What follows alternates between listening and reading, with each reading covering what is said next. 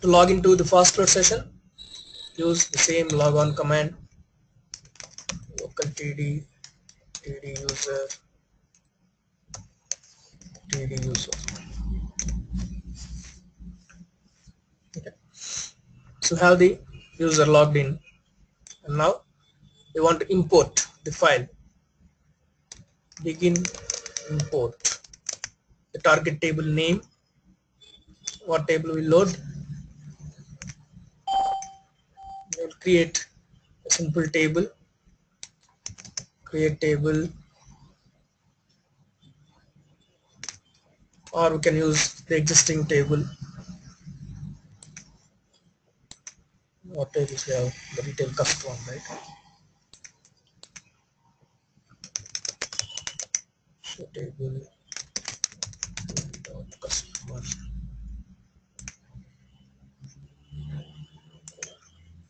We have this table. So we'll try to create a data file, simple data file,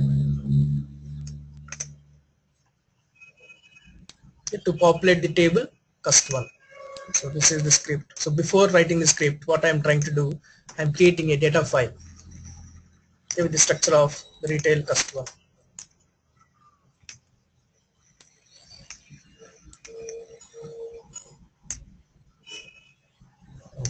So first one is the cust ID. I'm giving a cust ID here, and I'm using a pipe delimiter, customer name, joining date 2001 something,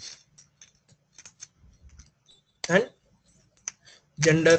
Manohar, please can you use any table which is having varchar? Which is having varchar. This is varchar only, right? Custom name. Okay. I'm getting noise, please. We have the gender and the short name. So here I try to use all the data types.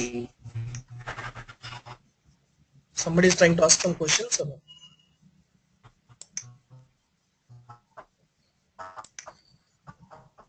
Someone trying to ask some questions?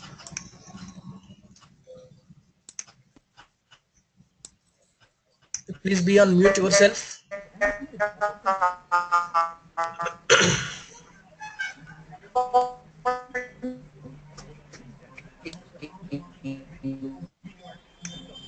If you log in multiple sessions, please close multiple sessions.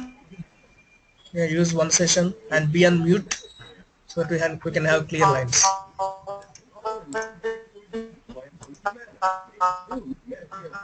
Sounds like somebody's tuning the guitar. Okay?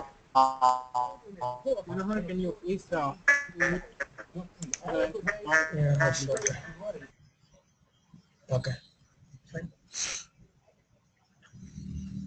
Okay, so try to include all the data types here: integer, varchar, date, char, decimal, everything I included here, but to have all possible issues. Okay, so I'm creating data file, the same structure of how I want to load it. Okay, the gender, short name, I'm using short name, and the income 20,000. Okay, and then second record 2002 02 female. B is a short name, some salary. Let me have one more record. 30303 C 140,000. And ensure your enter key at the end of the record. I mean, the end of the last record should be at the first position of the next record. And if you press down arrow, the arrow should not come down, the cursor should not come down, and it should not stay here. The cursor's position should be there to ensure the end of the record exists at the last record. Okay, so please ensure your cursor exists at the first character of the last record, at bottom of the last record. So here, then file, you save it as a float var text, and saving this data file, some name. Sorry.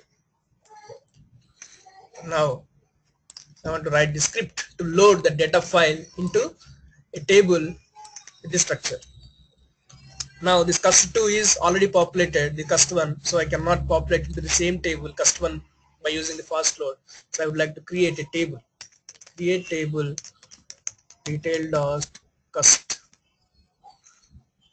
some number as detail dot cust1 with no data.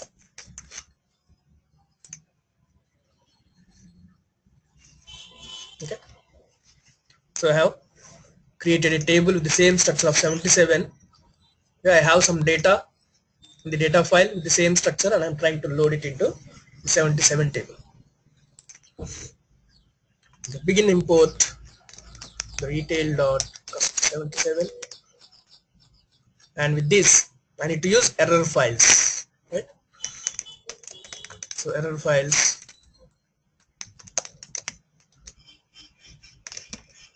retail dot, first one is error1 cust, and second one is error2 cust, or you may use whatever user defined names you want to use. UV, generally for the second one it will use UV, unique violation, and you want to use checkpoints, you want to use the error limits, everything you can use here. Like this. Begin loading error files, checkpoint, error limits, everything you use here.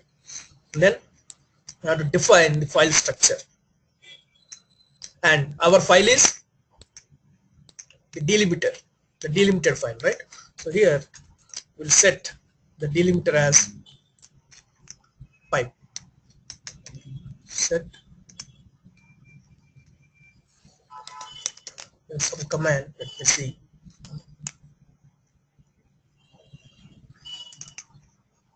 Set record var text. So this is the way how we set our file as var text.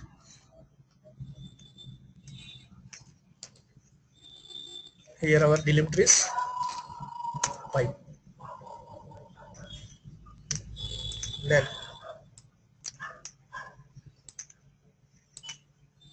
we'll use the define to define the file structure. So how is the file? It is in the structure, right?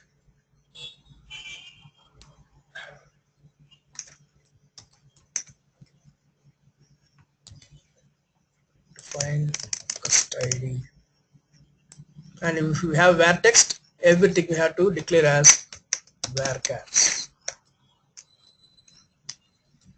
Whatever number maximum than the data in the column.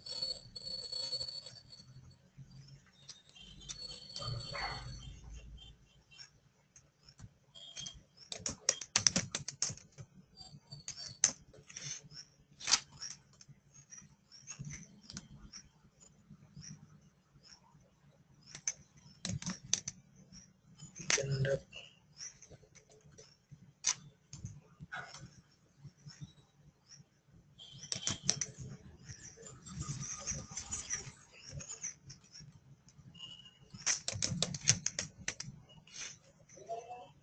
varchar of country,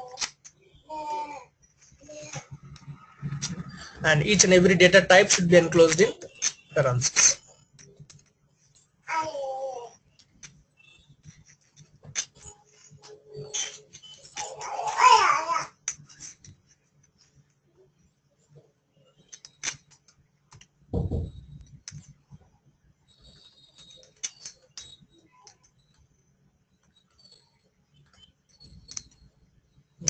And ensure everything is terminated with a comma.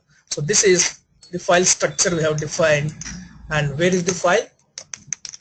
File exists in well, all the data file name we created.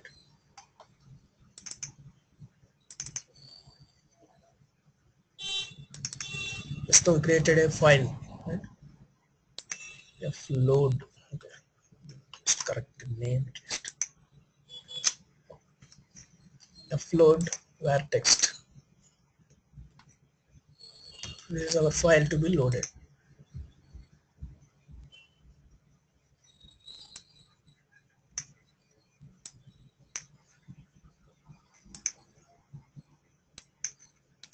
This is our file.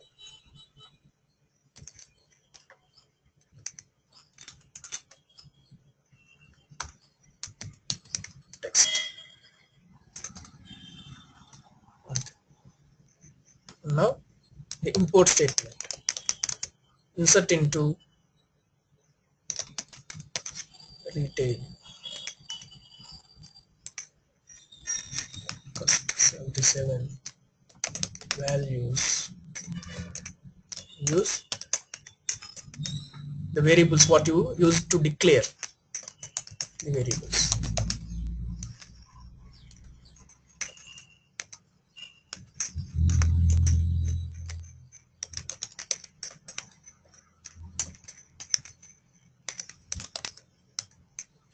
Name and income. So as they are variables, they should be prefixed with a colon and terminated with a comma.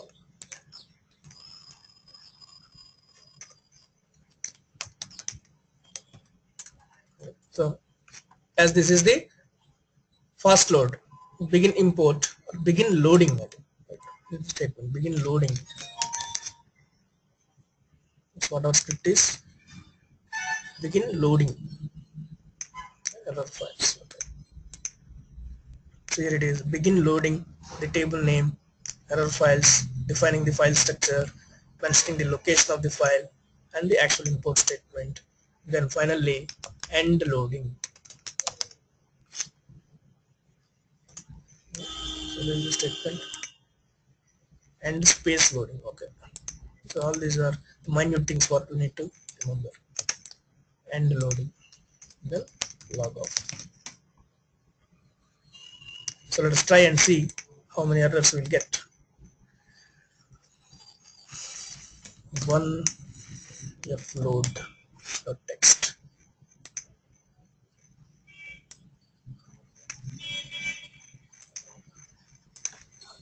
We run. How to execute? The command prompt, go to the folder in which you have the scripts. CD is the change directory. So now I am in my current directory in which my scripts exist, and here type float.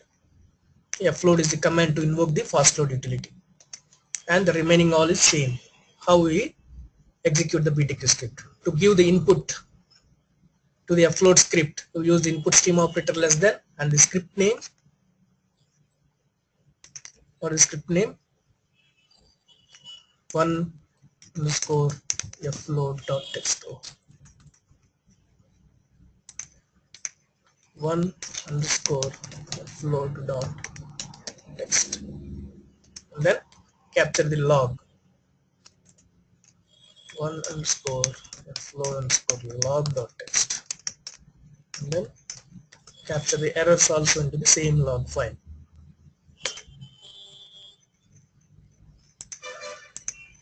See the log file generated. Oh, it's not a float, it's fast load. Fast load. Okay, internet 12 is to have fast float, I think. Okay. Sorry. Okay, so the utility to be invoked is fast load, and then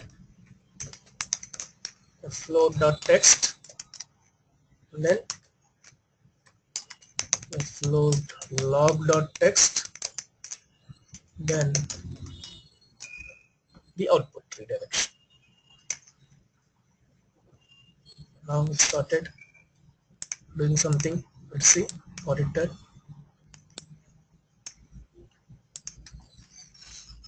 Logon successful. Set record where text. Okay. Then begin loading of task 77 from the file. Okay. Invalid begin loading statement.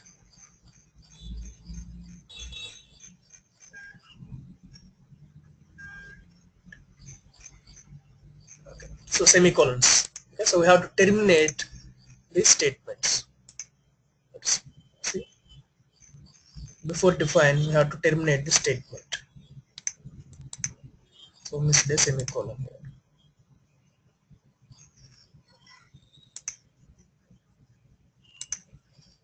This is all one statement. From define onwards, this is another statement.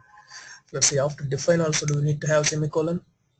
Yes. See, after define, by mentioning the file, we should have a semicolon here. So put a semicolon here. And then the insert statement, semicolon, and loading. This is the fast load command, so we're not given. Save this and try execute it again. Close the log file. And now executing it again.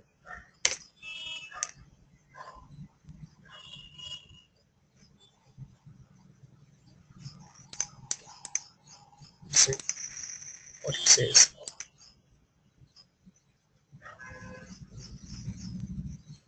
Log on successful.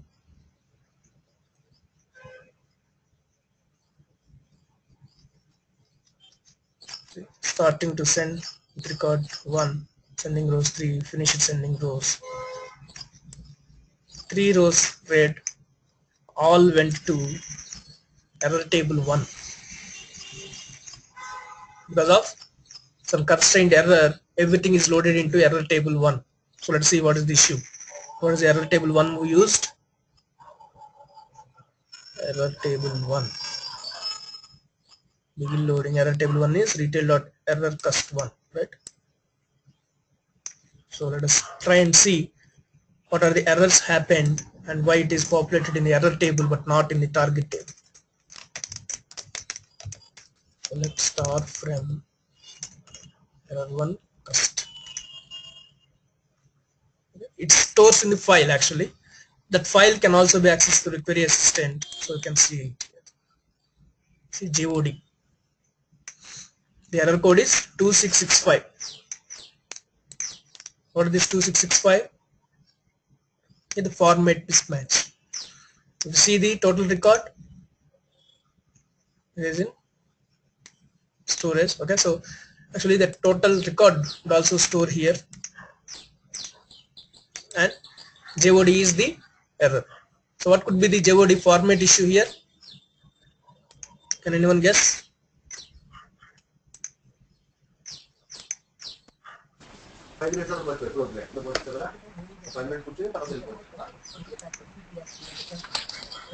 Yeah, you see date format. Oh, some discussion is going on. My voice was breaking. Now, are you able to hear?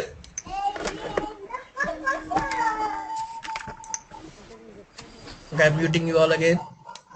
Just ping me your responses. Guys have one response here, the date format error. Yes. So how we will fix this error? So this is the general error everyone would get, right? If you try, you get date errors. That's where I also got the date error. Let's see how we fix this. Okay.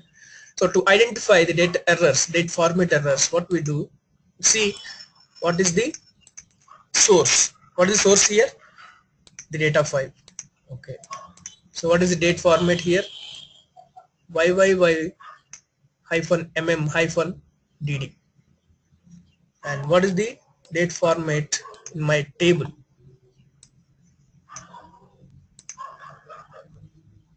It is different format, mmddyyy.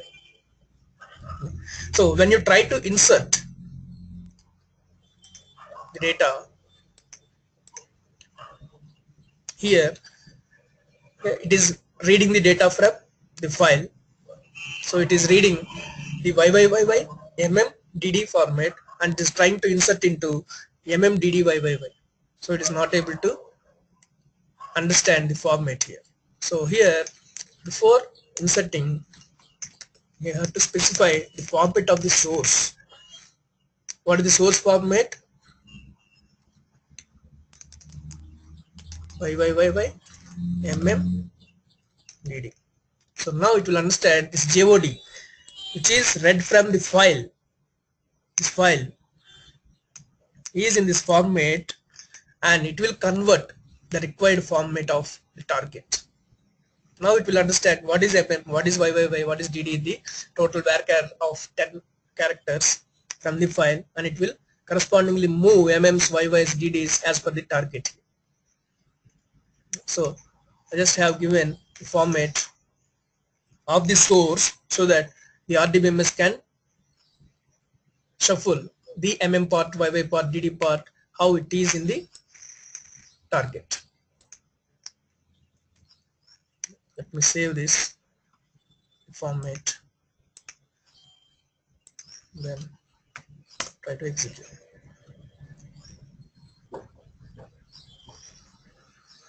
Now what are the errors could be?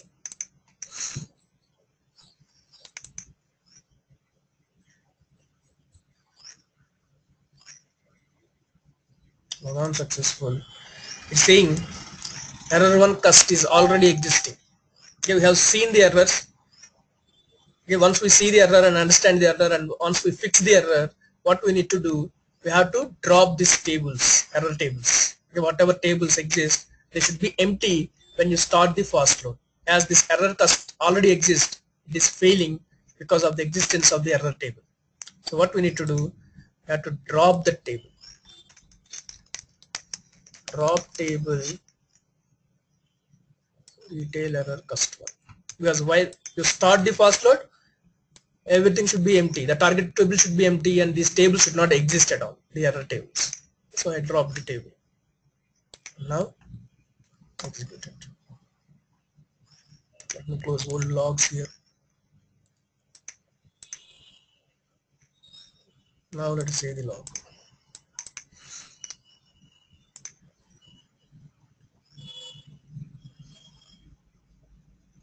Okay. Format is not closed with a parenthesis. Okay.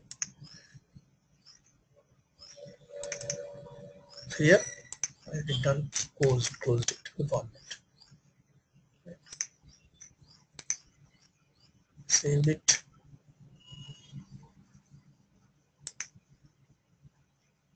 Did this.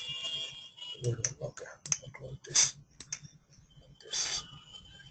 So I close it. Everything I closed it. The data file also I closed it. Now let me check.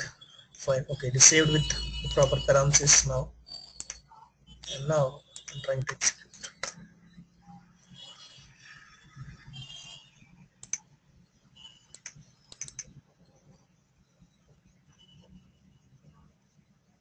Now see, 3 records read from the file, and everything is inserted into the target table. Insert apply. And error table 1 and error table 2 are with 0 records. Highest written code is 0. So successfully inserted all the rows into the table. Let's query this. Select star from contain.cust. Whatever we have written in the data file, they were loaded into the table. Okay, this is the display format. Okay, don't confuse with this. The actual format of table is mm/dd/yyyy. We have seen, but here this is the display format. How you set it here in the tools option, in the general tab, you have this option. Here, whatever you give, that format will be displayed. But internal storage format is mmddyy, what we have given in the create table structure. That is different. Okay, so here it is different. So this is how you can load data into the fast load target table, even there are some formatting errors.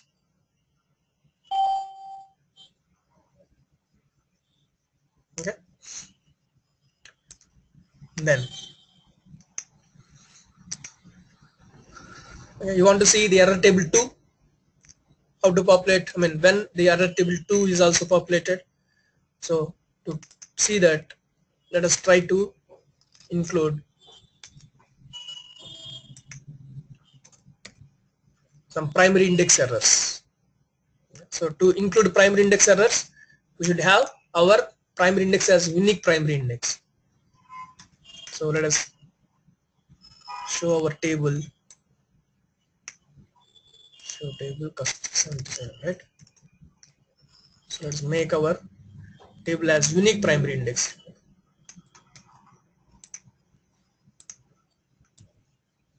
Now I'm creating a new table 78 with a unique primary index, so that our exercise is to see the error table 2 population when it will be populated. So cust ID is the unique primary index. So I'm creating the table 78 with this. Okay. And now I will use the table 78 here. Begin loading, and in the insert statement I'm using 78. Save the script, and in the data file try to have a unique violation error. Maybe some details I'm changing here. So these two rows are unique violation errors based on the unique primary index. Okay, and we will have some row level duplicates also. Let's see what happens. So 3 record is the entire row level duplicate, and this record is only the unique primary index duplicate. See, you observed here it is 3 Bs, here it is 5 Bs. So it is not a row level duplicate. It is a primary index duplicate. Unique primary index doesn't allow the multiple rows with the same primary index. So we'll see these records should be loaded into the error table 2, the unique violation table, and this entire duplicate, it will be discarded automatically. Right? So we'll try to identify what happens, and ensure your cursor is at the first character of the last records at bottom. Save it. Now I'm trying to load the 78 table which I have created right now by having my cust ID as unique primary index, so that I'm expecting the second table to be populated.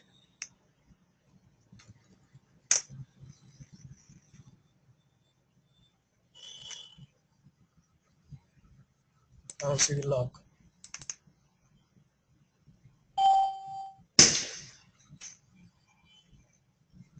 Now see, total records in the file are 5. Error table 1 is not populated because all constraints are satisfied. Error table 2 is populated with 1 record. Which record? We'll see. And if you see the duplicates are discarded. So which is the duplicate? There is 3, and the 2 record should be exist in the error table 2. So we'll see what is the error table 2 here. Detail.uv cust.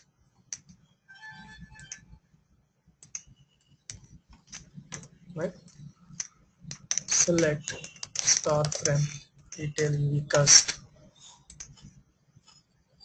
See, this is the entire duplicate record, which was, not entire duplicate, it is a unique primary index violation. The first record is inserted, but second record, when it has 2 again, it got loaded into the error table, the unique violation table. Okay.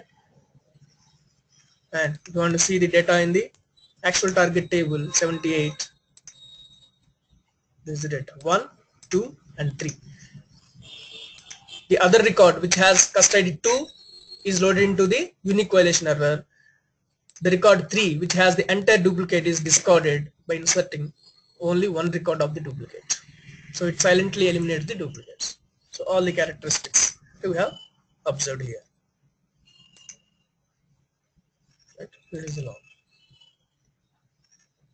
So how to fix this? Again, you drop this error table and load it, and whatever you have to have in your target table, it was already populated. by giving all error messages. You debug what are the errors and why it occurred, and you contact your source system so that it won't be repeated in the next loads. So any questions, anyone? This exercise?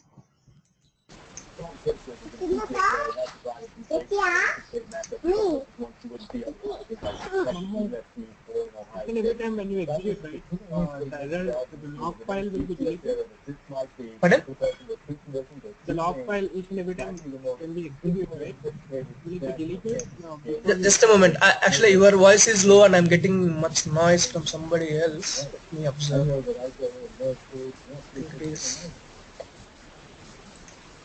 I think it is from my organizer.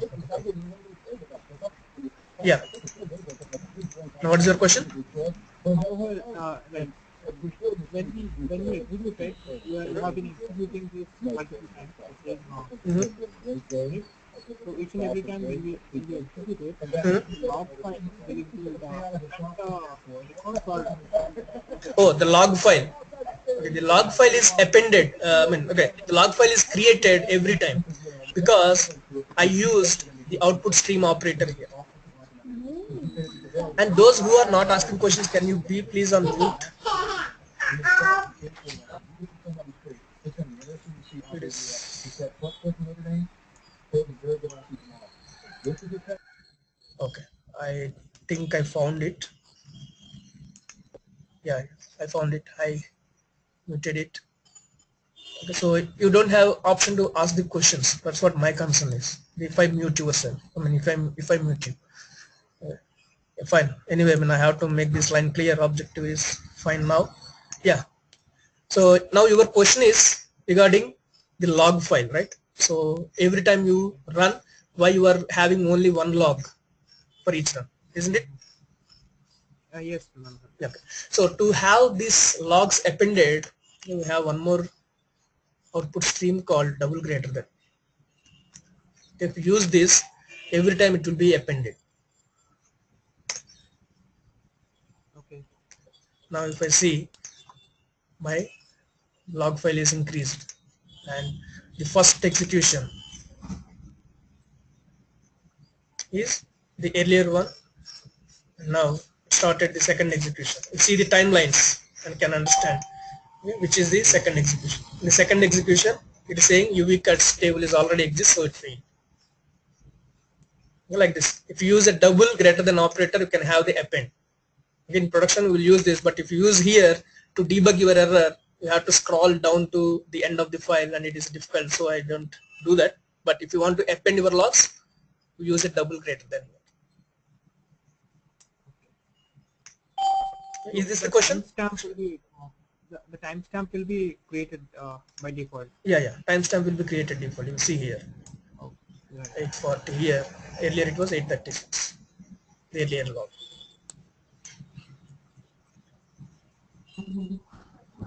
And Manohar, every time we'll have to need to drop the error table? Yes, error table should not exist before you execute the script. So we have to ensure these error tables are not exist once you start these scripts. So we have to drop all the error tables. Okay, the constraints are the target table should be empty and your error table should not exist. Then only it will run. So now if I Okay, so can we use this technique in the script, float script? Pardon? Drop table script. Can we use this drop table, drop error table exist if there is no error? Yeah, you can do that. Actually, the fast load, the intention of fast load is to load the data, but it won't execute any other statements, and it's not supposed to execute any other statements. Okay, let us try. Drop table.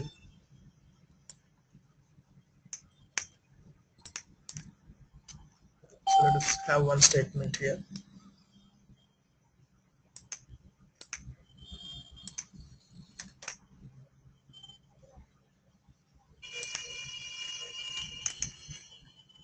Now I have to go to end of the log because I am appending the logs.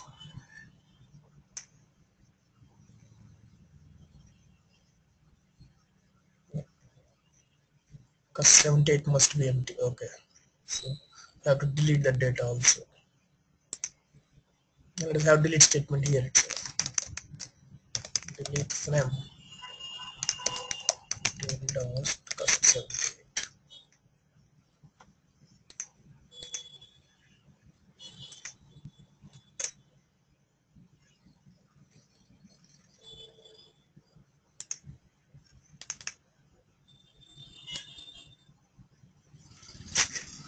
You can do that, but the practice is whatever you want to prepare, the dropping of the tables and delete of the target table, everything you do it in a BTQ first, and then you invoke your fast load, so that your environment for fast load is set up by the BTQ, and then fast load will do only the load process. Because to do these operations we should not choose the fast load resources, because fast load is the 64 kilobyte bulk utility. Okay, with this we should not do all these operations with the drop tables and delete statement. Everything you can do with the BTQs first, and you execute BTQ to do all this environment setup for the fast load, and execute the fast load for only the load purpose. That is the general practice. But yes, in fast load also you can do that, but it is not the way. So we use the fast load.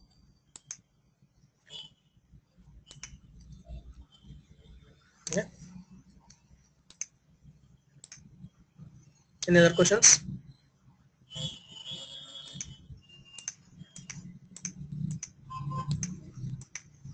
Okay, now we'll see the other scenario of the fast load. I have one question on it. Yeah. I have one question on the checkpoint. Can we set the checkpoint in such a way, stop when the error occurs first time, something like that? Then you have to use the error limit 1. So whenever one error occurs, it will stop and come out of it.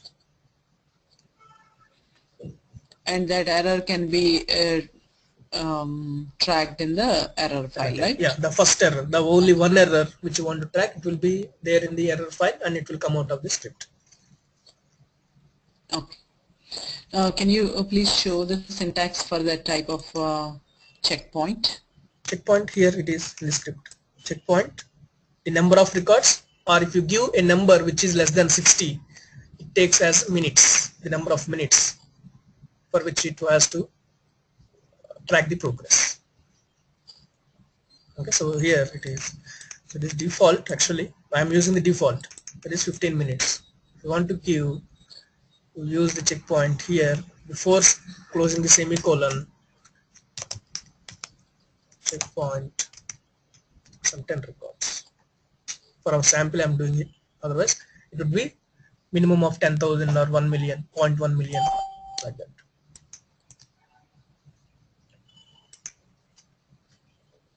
I don't use the appending now, I'm just capturing one time log.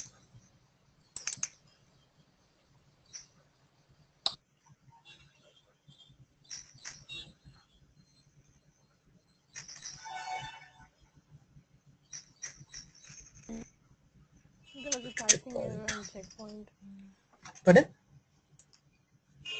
I think there was a typing error in checkpoint. Yeah. So checkpoint, right?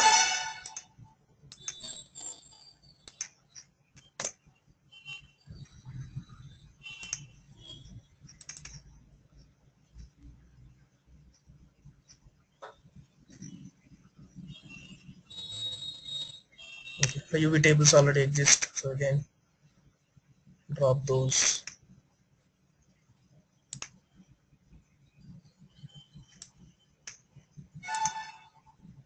and delete the data.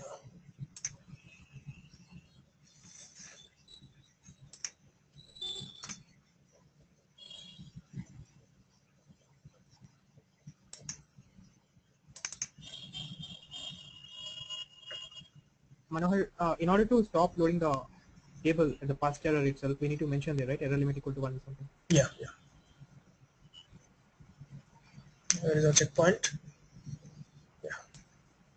And these things you cannot see here, right? Okay. So want to add error limit.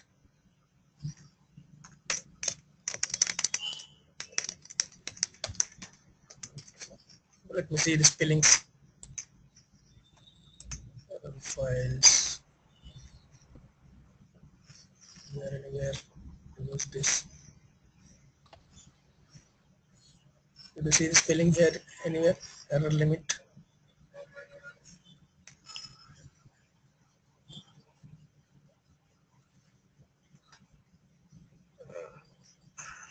Here it is, right?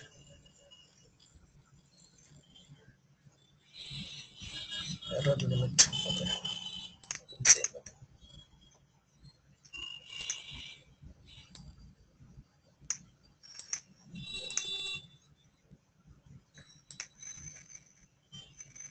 Point.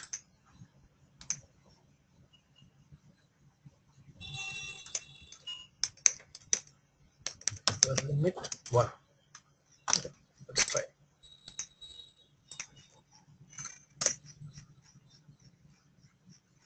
Okay. I have to empty the tables and all that. Let's see what it says.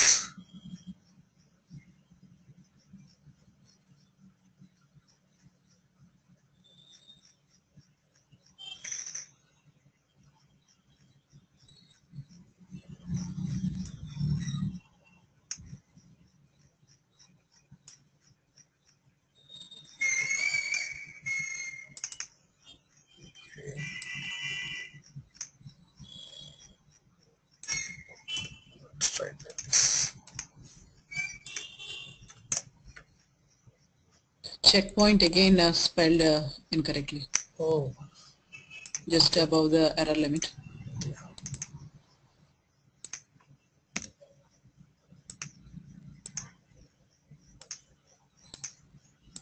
okay.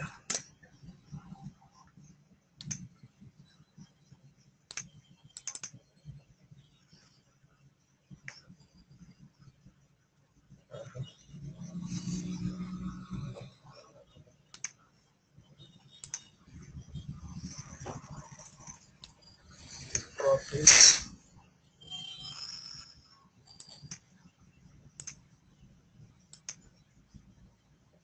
And I think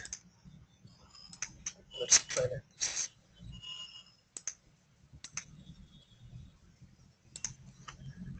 Now spellings are correct, right? ERR limit. Checkpoint. ERR limit. Right. Error limit. Okay.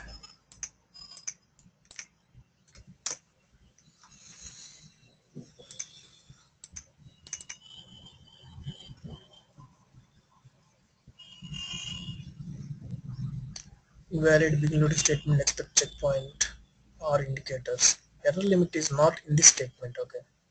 The only indicators, and you have seen the syntax, right? Begin import statement, begin loading statement. We use checkpoint and indicators here. Error limit, it should be a separate statement. I believe it's like this. Let's try.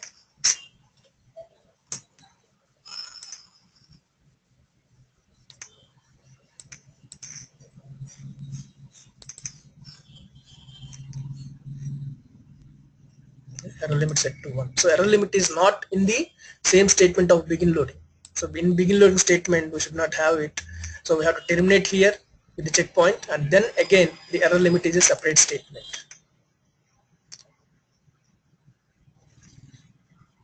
No, it has only one error, so it has taken it. Okay, let us try to insert one more error to test it again. To have one more error. Actually, here you loaded in this file we have fourth record is duplicate, right? Duplicate and again next record is entire row is duplicate. Then we got to stop at the first duplicate itself, Okay. right? But the error log shows both. Good question. See here, the errors are considered only when they inserted into the error tables. But if you see the row level duplicate, that means this record, this entire row level duplicate, it is not considered as an error. It is silently avoided. It is not inserted in any of the error tables, so it is not considered as an error. Or it's just like a warning message. Yeah. Oh, Only those rows who are captured into the error tables, those are considered as errors. okay.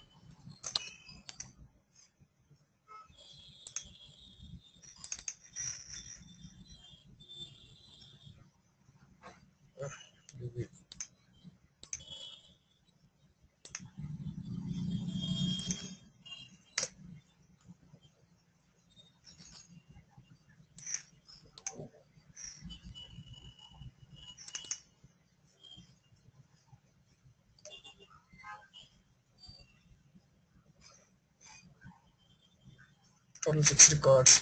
So error table is applied with 2 and it is terminated. So 2 error tables. So 2 rows are inserted in error. Sorry.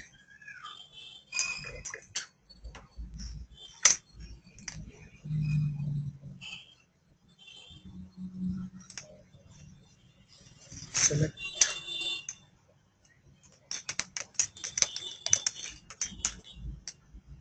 2 rows are inserted here.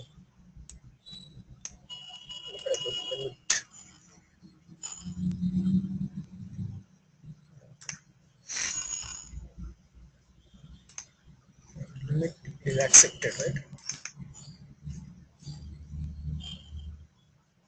Response loading and error limit set to 1. Okay, it accepted the statement. And 6 rows table 2.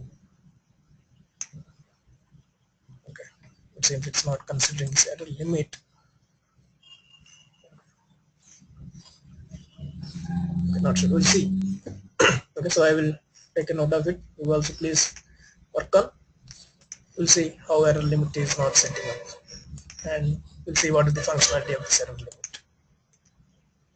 Okay, please note down. We'll come back again. Any other questions?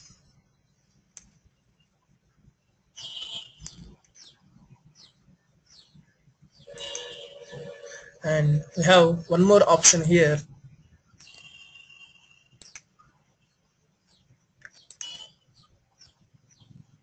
where you can load multiple stages of the files.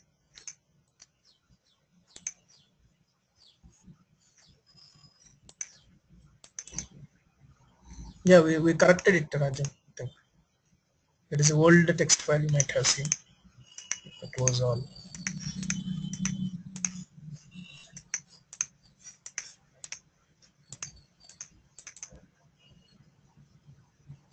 I think it's correct now. Executed, but error limit was not considered. You see that? Yeah. Note down. And now we'll see the other topic: staging multiple loads into the same target file. Okay, so this is the example which shows loading two files, load US file and load international file. There are two files which has to be loaded into the same target table customer through the fast load. Okay, so how we can do that? If I load the load us.float data file into the customer table, then can I load the international file? No, right? We cannot load the international file once I load the US file into the target table customer, because it is already populated with data, and this already populated table I cannot load again with the other data file. But I have a scenario here where I need to load two files of same structure into the same target table. How you can do that? This is scenario where you will write one script to load that first data file, and you eliminate the end loading statement here. You see, in the first script you don't have an end loading statement. What is the purpose of end loading statement?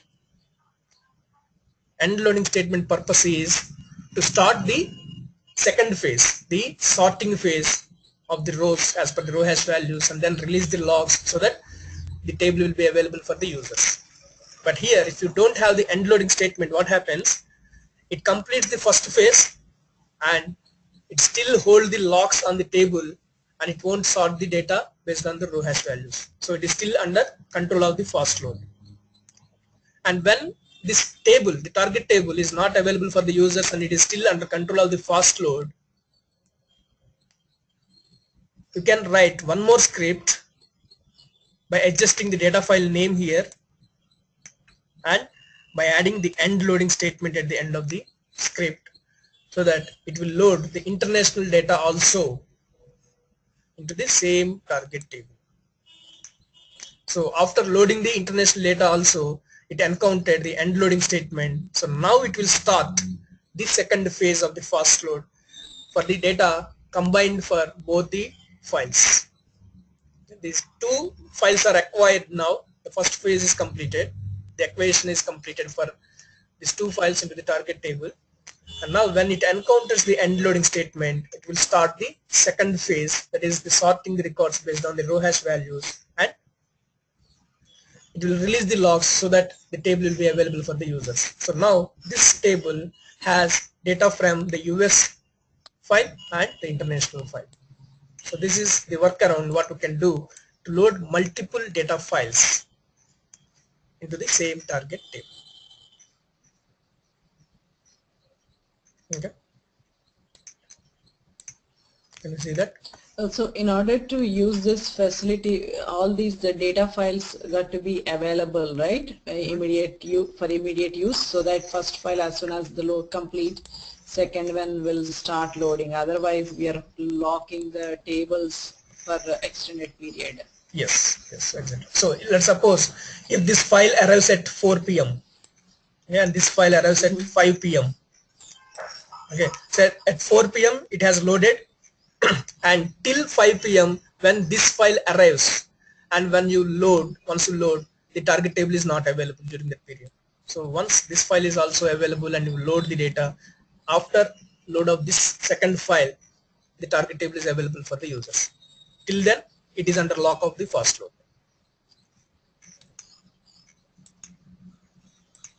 So it is better to start this fast load once all the necessary files are readily available. Yeah, it depends. That way we can reduce the login time.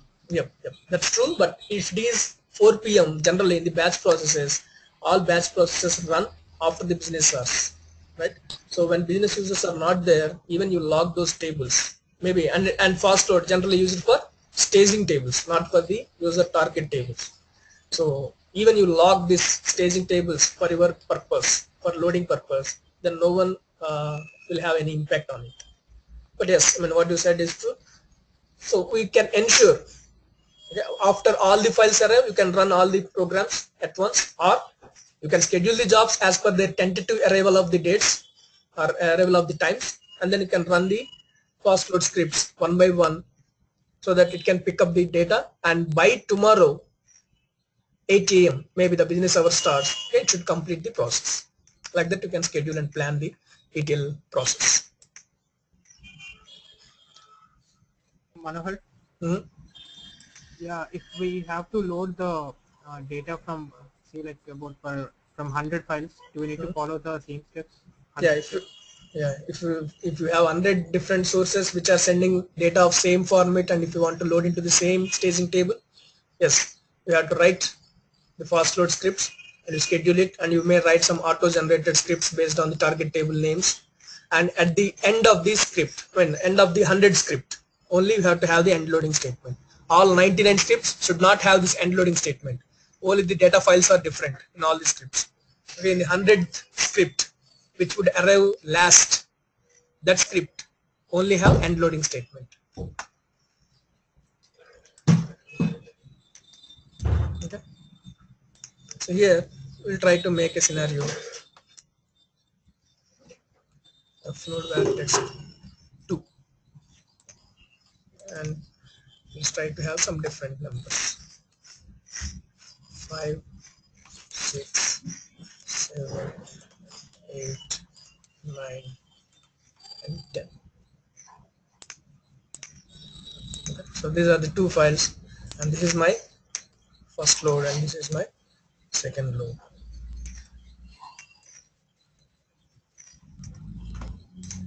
To float. Okay. In first float, I have to eliminate my end loading statement.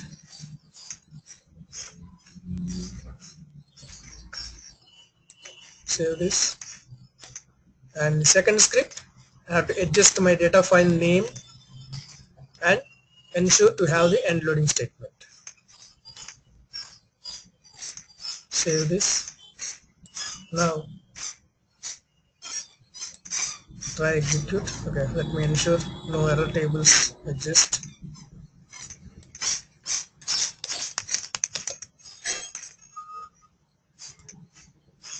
Okay, so now execute the first script.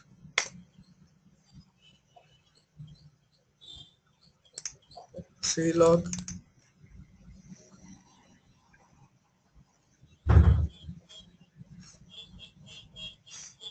See, it is not showing the end phase, the second phase start.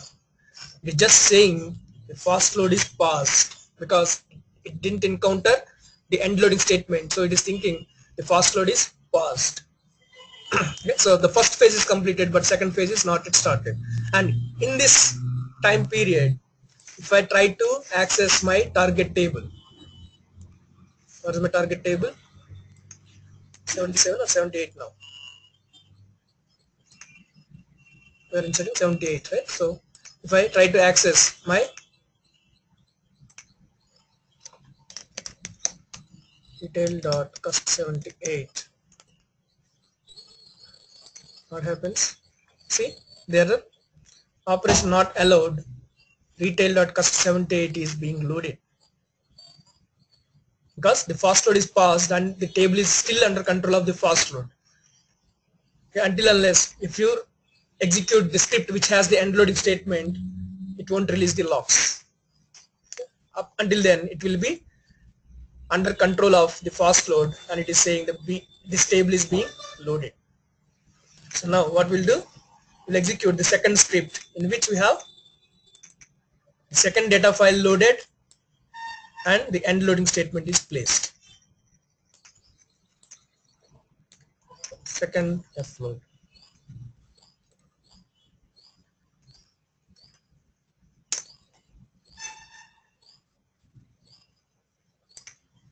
Now see,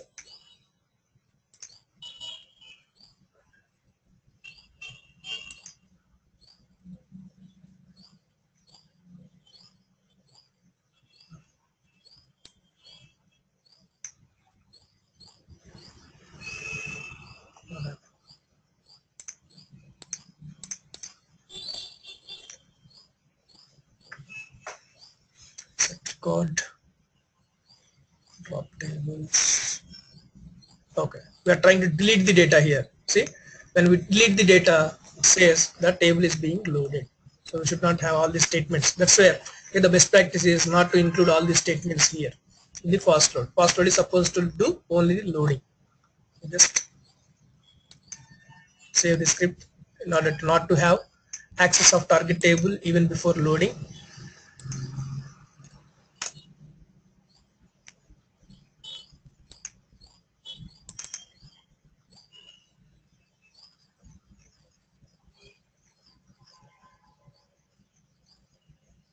Because it is already having. Okay.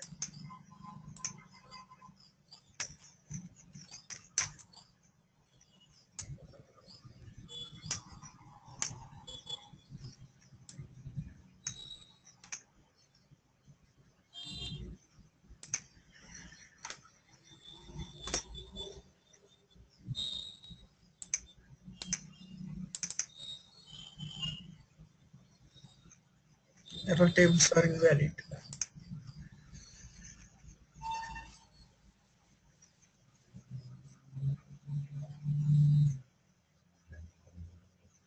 Okay. Let us observe the scripts again. We will try to eliminate all these statements.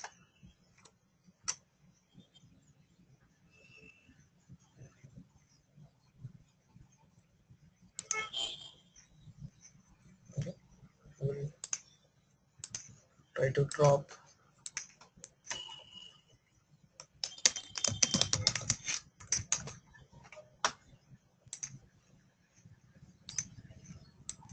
table again.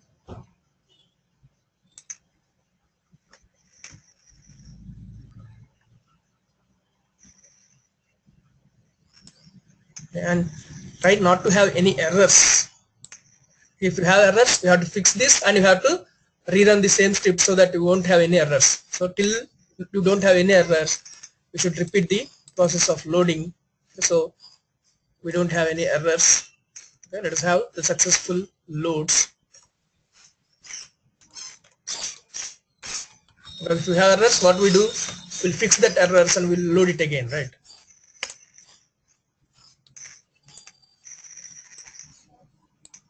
So we don't have any errors.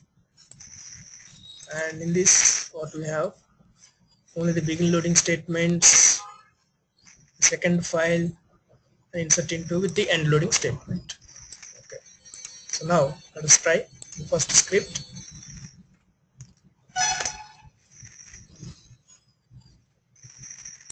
We should not have any error tables. Fast load pass. Now let's see the second first.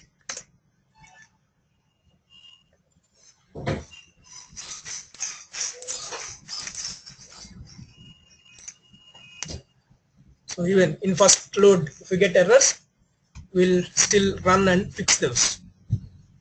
And when you run the second file, and when it encountered the end loading statement, okay, it shows totally how many records are processed, totally how many are applied.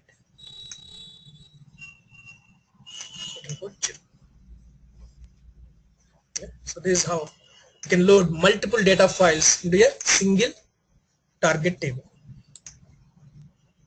So this is the workaround where you can load. So if you have still 100 scripts, you load 99 without end loading statement, and the 100th script should have the end loading statement which can load all the data of 100 files at last in the second phase.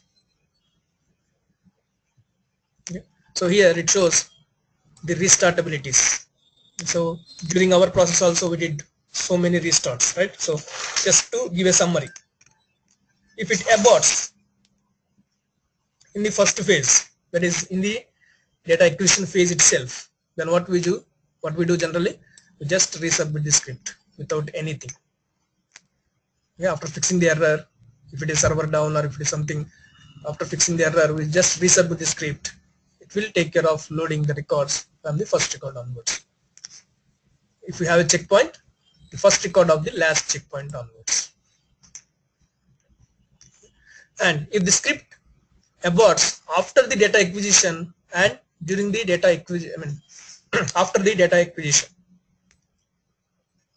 okay, data acquisition is completed and then it failed, then what we do, we submit only the begin and end loading statements of the table without anything, so that the second phase will start for that load.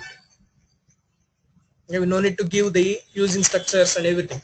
We just give the statements, the begin loading and end loading. It will release the logs and it will start the second phase onwards. Because the data acquisition is completed, it will start from the second phase onwards.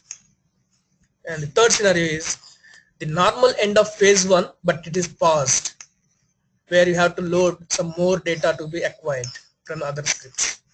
Then what you do, okay, you resubmit the adjusted script with the new data file name, and fast load will be positioned to record one of the new input file and will continue loading the new file.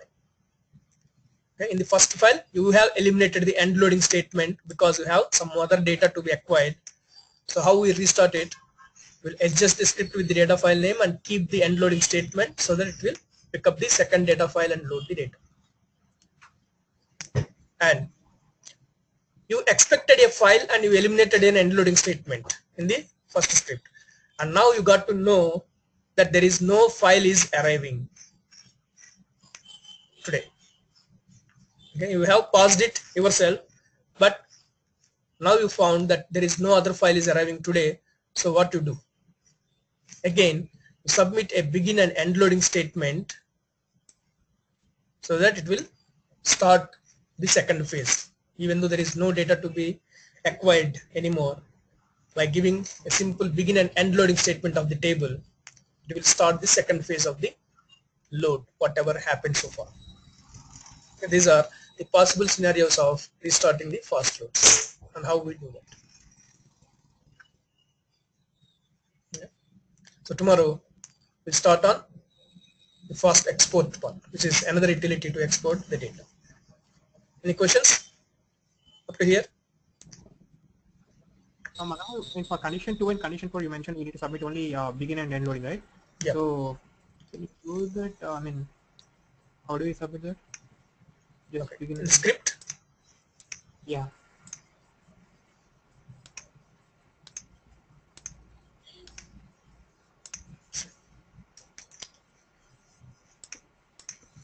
so here, okay, we expected one more file and we have not submitted an end loading statement.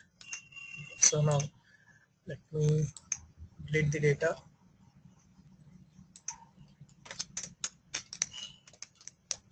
Detail.custom78, because the target table should be empty. So now I have deleted the data. So now I have executed the first script. So now what is the status of this target? As we didn't included the end loading statement, it is still under logs of the fast load. Operation not allowed, and it is being loaded. So now I want to release the log. I expected one more file to arrive, but it didn't arrive. So what I need to do, I have to execute only the begin loading and end loading statements. So let me write one more script. To a float release. So this is my script, and in this script just log on and put the begin loading statement and the end loading statement. Okay. Let's try this. Manohar, we don't can we comment multiple lines at the same time instead of creating another file? Yeah, can do that. To underscore a float, okay, fast load, to underscore a float release, right? This is what I written. Release the text. Release log text.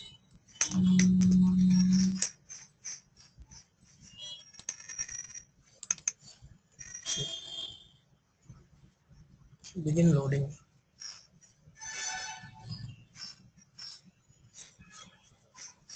Keyword.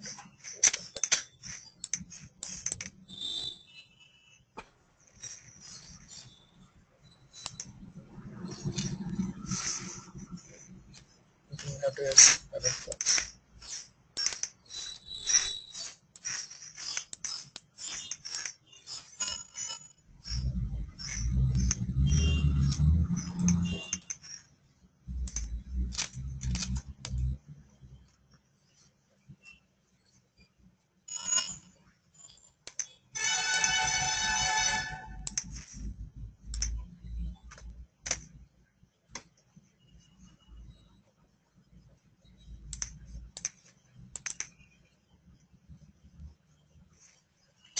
Begin loading and the end loading statements. When I say begin loading, you give up to semicolon, that is along with the error files, because the error table 2 is required in the second phase for the unique violation errors, right? So you have to use the error tables also with the begin loading statement and put the end loading statement so that it will start the only second phase and it will release the logs, and you can select the data now. Okay. Manohar, Mm-hmm. those two error tables are you already created in the database, or those two are already existing? Those we have to declare. They should not exist. We have seen so many times, right? If they exist, it will fail. It should not exist. So just to declare it, and the script internally creates and uses it for purpose to load the error records, and it drops the tables For if each and there are every no script, it will errors. be, no, for Yes, each and yes. every script, it will be different, or you will use the same thing? If you run the same script every time, it will create the same error tables and drop it at the end of the scripts. Okay, okay. Suppose if you executed two scripts one by one, it's showing error message. Tomorrow if we want to track, it will delete. So how we Yeah. will know that, like? See, when it drop, you have to fix it at the moment, right? As a production support, when the production support people will get an error message, then they have to debug it and they will check the error tables. They identify the errors, they will fix the errors and execute it. So by the end of the execution of the script successfully, we won't have that error tables exist. So Suppose next if day, we skip, yeah. if we skip some errors, we can specify, no? So in that way, suppose if you specify like some violations we can skip, then it will delete it. Then how we will know that if we skip and if the What it deletes?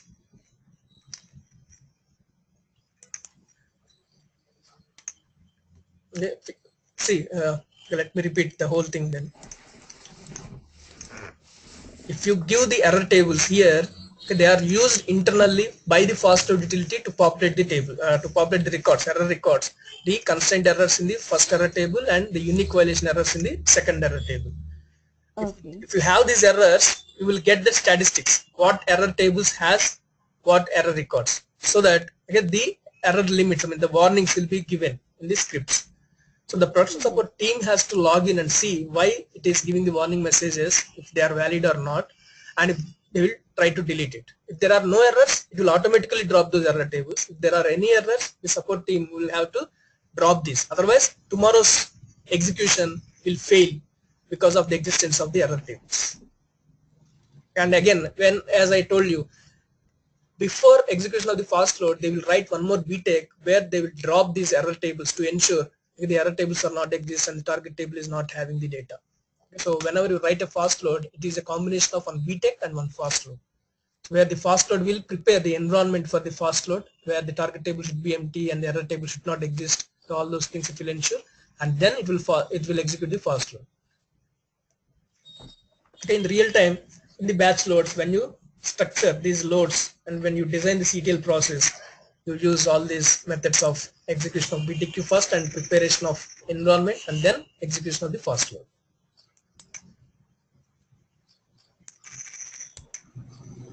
Manohar, and these errors are tracked in the second phase, right? In the end load. Pardon? These errors are tracked in the second phase, right? During end load.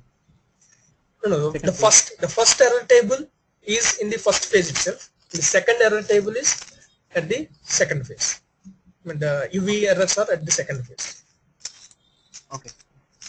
Thank you. Okay. Okay. Okay. Thanks, Good. Manohar. Okay. Okay. So we'll meet tomorrow at the same time, same links, and we'll go with the other utility, the fast export. Thank you.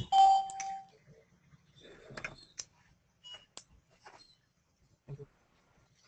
Yeah. Bye.